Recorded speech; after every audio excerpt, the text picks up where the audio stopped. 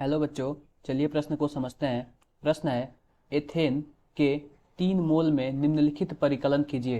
पहला है कार्बन परमाणुओं के मोलों की संख्या, दूसरा है हाइड्रोजन परमाणुओं के मोलों की संख्या।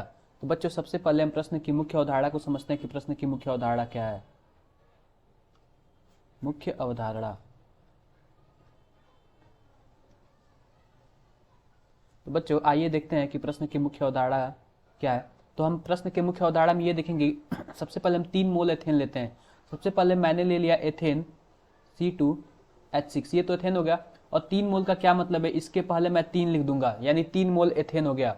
फिर हम इसमें यह देखेंगे कि जो एक मोल में अगर हमारे पास C2H2 है, एक मोल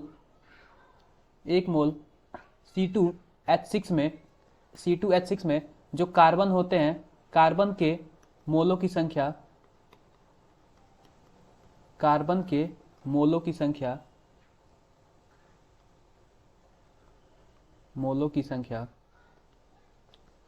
कुछ इस प्रकार है। एक मोल है और कार्बन एक मोल में कितने हैं?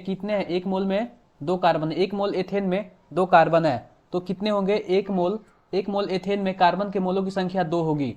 तो हमारे पास टोटल 3 मोल एथेन है। 3 मोल एथेन में कार्बन के मोलों की जो संख्या होगी कुछ इस प्रकार होगी, 2 इंटू 3 यानी कि 6 मोल हो जाएंगे। 6 मोल कार्बन हो जाएंगे, 6 मोल कार्बन हो जाएगा। इसी प्रकार एक मोल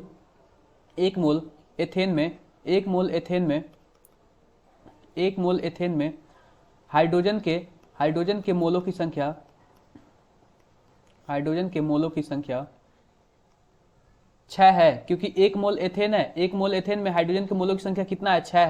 6 है। इसी प्रकार हमारे पास कितना है? 3 मोल एथेन में हाइड्रोजन के मोलों की संख्या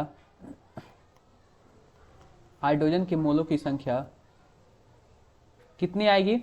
6 इंटू 3 यानी कि 18 मोल आएगा। 18 मोल हाइड्रोजन आएगा, 18 मोल हाइड्रोजन। तो बच्चों आओ हम अपने विकल्प ने दिया। तो बच्चों आप समझ गए होंगे कि 3 मोल एथेन में जो कार्बन परमाणु की संख्या होती है वो 6 मोल होती है। और 3 मोल एथेन में हाइड्रोजन के मोलों की संख्या जो होती है, हाइड्रोजन परमाणु के मोलों की संख्या जो होती है वो 18 मोल होती है। तो बच्चों उम्मीद करते हैं कि आपको मुख्य अवधारणा के आधार पर प्रश्न समझ आया होगा। धन्यवाद।